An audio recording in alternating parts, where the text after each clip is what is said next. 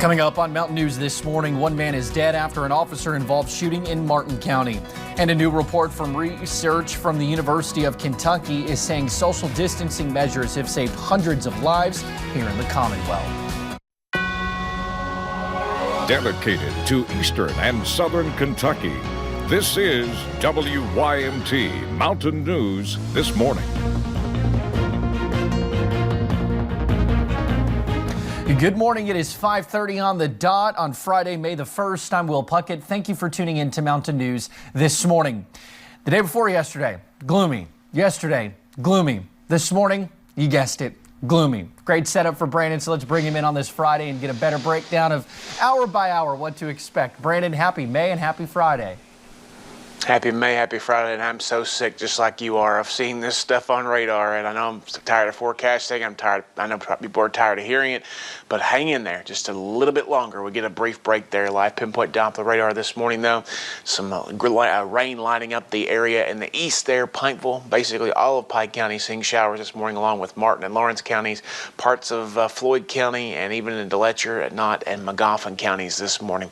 We take a look across the area when it comes to temperatures, and it's still in the 40s in most locations, mid to upper 40s, some low 40s out toward Lake Cumberland. I do believe, I'm cautiously optimistic, they may have some clearing skies out there already, so we'll keep an eye on that for you. 50 in Jacksboro is our warm spot this morning. Your day planner takes us up into the 60s. I think a lot of us, especially in those eastern counties, will be under cloud cover for much of the day, but the sun will come out for all of us by later today. Full forecast on the way here in just a little bit. Will? All righty, Brandon, thank you. Well, we continue to cover a heartbreaking story out of Bath County this morning. Kentucky State Police say 5 children in an Amish family were swept away on Wednesday after trying to cross a flooded road in their carriage. It happened near the Salt Lick community. 4 of the children have been found dead, and the search continues for the 5th. Yesterday, a dive team was called in. The muddy water is making the search more difficult. A neighbor tells us the Amish community has always been nice, polite, and friendly. He wants people to rally around the family.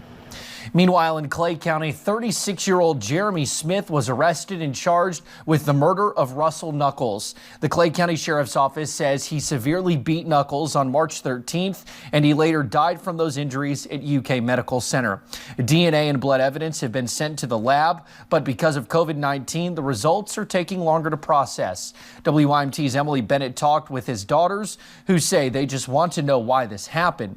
We'll hear from them at our 6 o'clock hour right here on WYMT this morning. Well, one man is dead after an officer-involved shooting that followed an early morning police chase in the Martin County area yesterday. On Wednesday, the Richland County, Ohio Sheriff's Department reached out to Kentucky State Police about a man they were looking for. He was found in Johnson County overnight and led police through the Spring Knob area near the Martin County line. That is where he barricaded himself in his van at around 3 in the morning. He was armed, had a handgun, and he had told our dispatchers that he was armed and had several loaded weapons in the truck. At some point during the negotiations, shots were fired, and the subject is now deceased because of the shots. Troopers say no other people were harmed in the incident, and the name of the man has not yet been released. The Kentucky Supreme Court reversed a Laurel County man's conviction yesterday. A Laurel County jury found Stephen Dale Eversole guilty of first-degree fleeing or evading, first-degree wanton endangerment, reckless driving, and being a persistent felony offender. But one of the jurors was offered $50,000 to change their vote in the case. The court determined Eversole was deprived of the right to be represented during a critical stage of the trial. Eversole had his conviction reversed and sentence vacated. Well, we told you earlier this week about a truck stolen from Walters Mazda Mitsubishi in Pike County. We learned yesterday that a couple saw our story and called the dealership. They found the truck at the Dewey Lake Dam. Police still need your help finding the person who stole it. Meanwhile, yesterday we learned a former federal prosecutor filed a civil rights complaint with the U.S. Attorney against Elkhorn City Police Chief Bobby Sexton. The Herald Leader reports the complaint stems from 2 citations Sexton issued against 2 people who reportedly failed to comply with social distancing rules at a Dollar General. A spokeswoman for the U.S. Attorney's Office said they are reviewing the complaint but could not provide further details to the paper.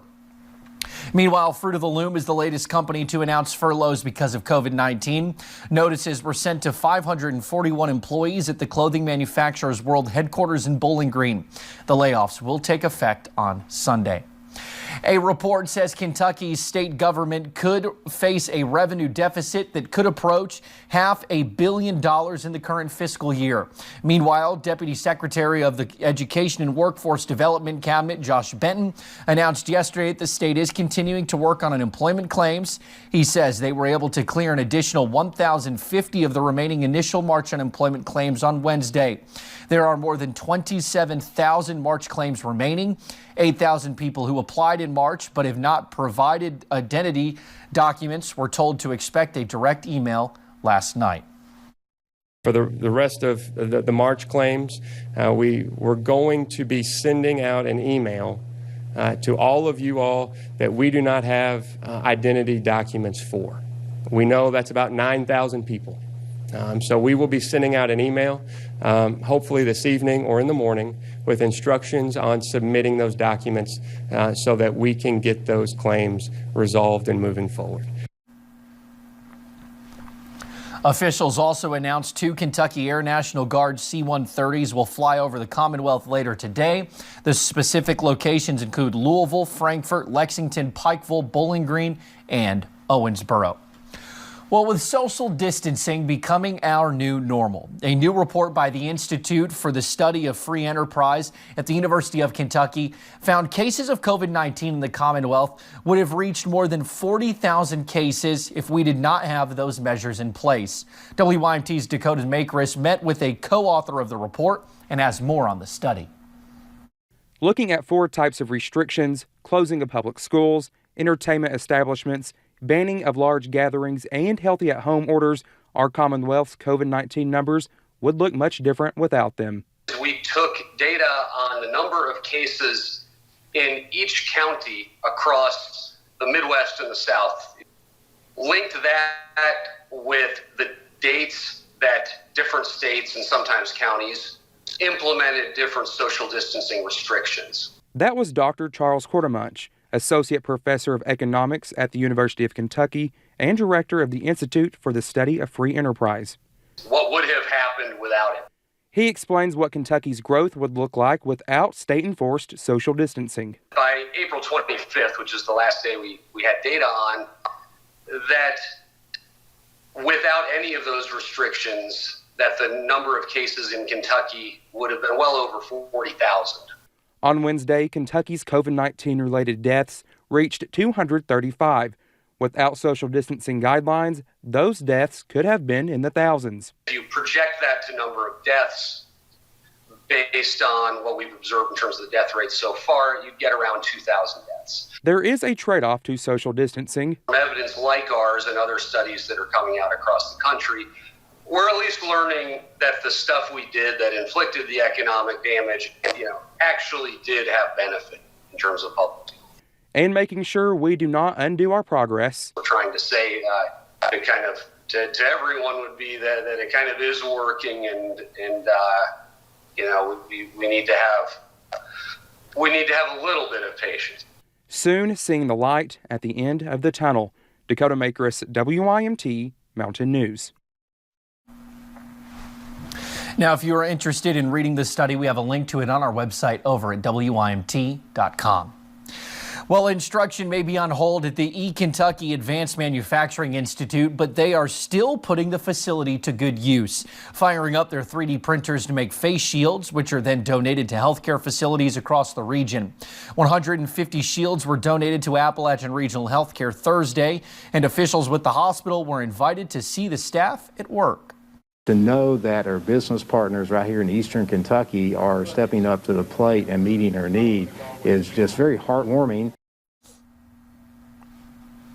ECAMI representatives say they are honored to be able to give back to those on the front lines. They are still able to do so because of their partnership with Citizens Bank and Pops Chevrolet. Well, Governor Beshear outlined a plan to reopen some businesses during his daily news conference on Wednesday. One plan included horse racing, but what does that mean for Keeneland? Adam Burniston spoke with Keeneland's president yesterday to find out more. Last Friday would have been the final races for the Keeneland Spring Meet, but due to COVID-19, all events at Keeneland had to be put on hold until the virus was more under control. It's the sound we all associate with spring. Normally, thousands would have packed Keeneland each day, but this year it's silent as everything remains shut down, resulting in major losses. $102 million economic impact to our community that's wiped away. It was excruciating.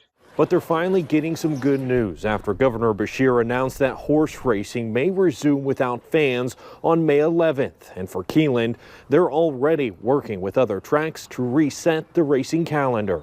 We're looking for opportunities to be able to bring back some of these races we missed in the spring, some of these really important stakes races.